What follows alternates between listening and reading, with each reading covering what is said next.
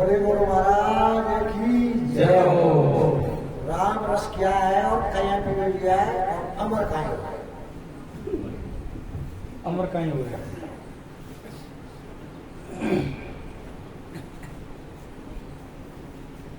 देखो यहाँ में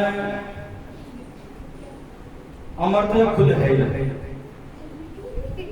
या जो बोल बाल है या जीव है आत्मा है या अमरी है। लेकिन ये अब ये टाइम पे प्रकृति में फंसे हुए हो, ये तत्व गुण में फंसे हुए हैं, इसलिए अपने आप को भूलो। रामरस ऐसा होती है सो जेका पीवा से अमर हो जाए। अमर होका ही जाए या तो अमर ही है, लेकिन अब तो मर रहे प्रकृति का संयोग से संबंध से इन गुणों का संबंध से ये मर रहा है, बन रहा है, बिगड़ रहा है।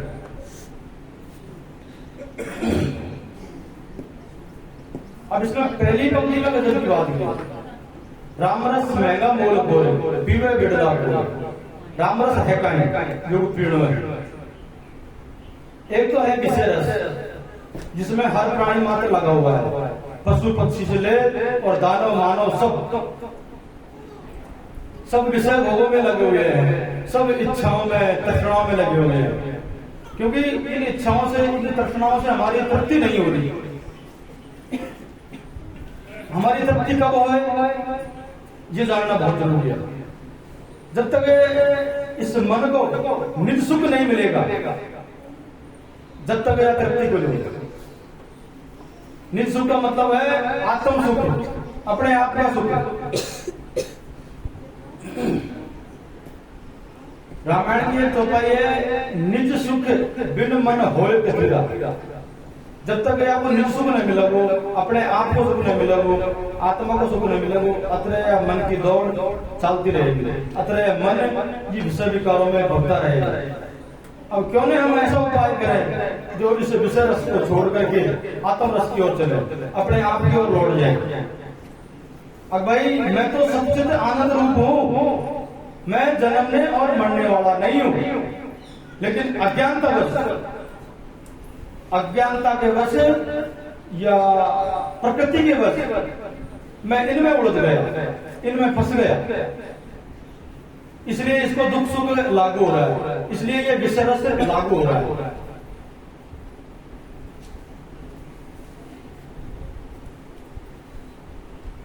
पहली की क्या कीजिए, आगे आगे दो जोड़े पीछे हरियल हो, आगे आगे दो चले गए पीछे हरियल हो। और बलिहारी व वृक्ष की जे जड़ काट्या फल हो।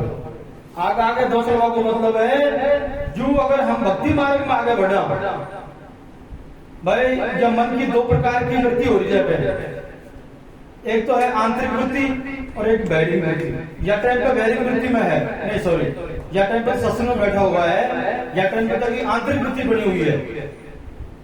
लेकिन जो ही आंसू सत्संग में से बाहर जा करे तो एक बैरिक वृत्ति हो जाएगी, वही संसार का कार्यों में लग जाएगा।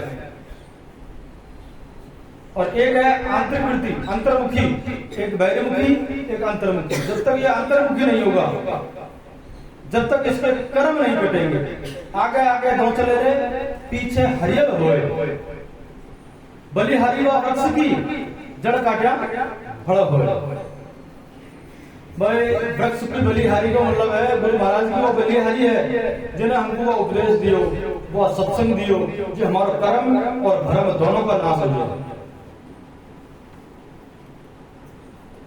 जब तक हमारे कर्म और भ्रम दोनों का नाश नहीं होगा, जब तक इसके दुख सुख लागू नहीं होंगे, ये अज्ञानता मिटेगी नहीं।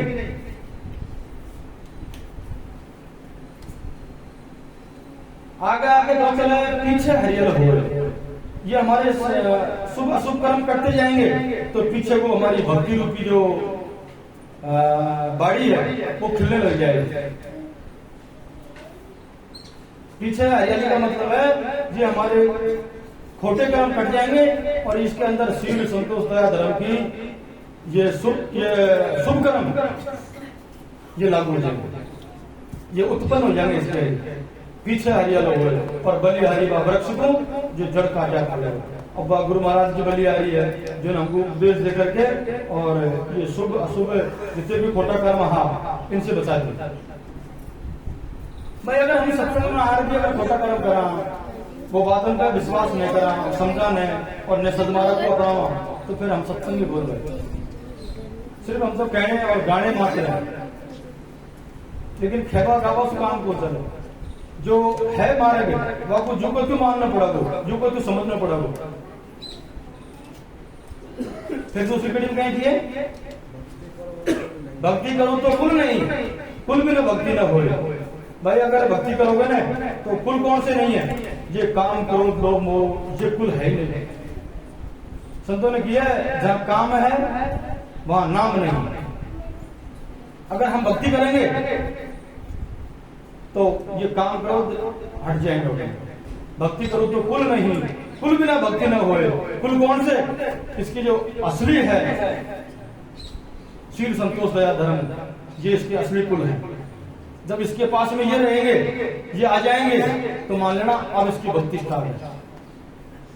और नहीं तो काम करो जहां है ना, जहां लोग मोह है, आशा तृष्णा है, वह भक्ति को खोज भी करो, वहां हमारा कर्म को कटी। संतों ने किया है और कर्म सब कर्म है, जितने भी हम कर्म कर रहे हैं ना अच्छा बुरा, जितने भी किए और कर्म सब कर्म है। भक्ति कर्म निष्कर्म, अगर निष्काम कर्म है तो वो भक्ति है। और कहे संत विचार के भक्ति करो तज भरम, जब तक हमारे भावों का नाश नहीं होगा जब तक हम भक्ति कर नहीं सकते। जब तक इसके अंदर भ्रम है, चाहे वो किसी प्रकार का भ्रम हो, तब तक भक्ति नहीं कर सकता। और आए सिर्फ भक्ति करने के लिए, ये जीव इस संसार में आया है ना तो भक्ति करने के लिए है। एक केदार वाणी को कहा, अब मन हरि भक्ति कर प्यारे, भक्ति बिना भरम नहीं मारे। भक्ति के बिना इसे भरम का नाश नहीं होगा। भक्ति को मतलब यह है अपने आप को जानना, और भक्ति कोई भक्ति नहीं है सिर्फ मैं कौन हूं, अपने आप को जान लेना।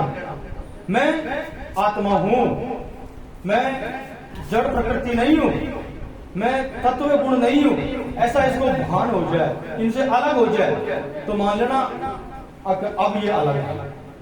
कहने से नहीं हो जाए, उसकी स्थिति उपराम हो जाए, वो होती है भक्ति। फिर ये भक्ति करो तो कुल रहो, अड़े रहो दरम्यान, और दो घोड़ा की कहानी चलाई, चार में प्रयास हुआ।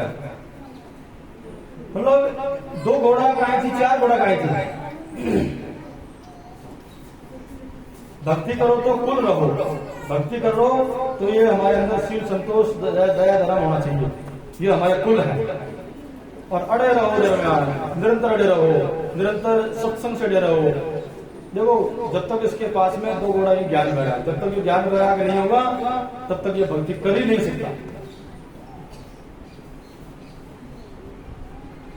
और चार घोड़ा मुमुक्ष और सुख संपत्ति, ये चार साधन है, बोध भाव और ज्ञान वैराग। ये चार घोड़ा पर जब तक ये असवार नहीं होगा, जब तक इसको बोध नहीं होगा, जब तक बात नहीं बनेगी। इन वाणियों को, पूरी वाणियों को आप खोल सकते हो। अगर बोध हो जाए, हमारा लेवल अगर आ जाए तो ये वाणियां अलग थोड़ी है। महाराज जी ने वाणी गाई थी, लेकिन कौन सा लेवल में गाई थी, वो अगर वो लेवल हमारा आ जाए तो सारी वाणी खुल जाएगी। भाई कृष्ण भगवान ने अर्जुन को बार बार समझाया, लेकिन है ना लास्ट 6 तक लगातार समझाया ना, फिर लास्ट हाथ जोड़ते कृष्ण ने अर्जुन ने कहते, भाई कृष्ण ने तेरी बात तो मेरा कत्ते से नहीं हो रहा, तू तो वो बहका वहां गिरे, अब या वो लेवल ही करो। फिर खड़े नहीं वो दिव्य दृष्टि थी, अरे भाई इनके बारे में बंद करो, वहां जब दिव्य दृष्टि थी और बराबर वो करो, खट समझ में आ गई, लोगों को भ्रम को ना सुनो। वाणी को जब महाराज की ज्ञान रूपी दिव्य दृष्टि है ना, जब काम में लो, यासु परख लो, महाराज ने हमको बांट दिया ही, तराजू दिए, तो लो ना जरूर ताकड़ी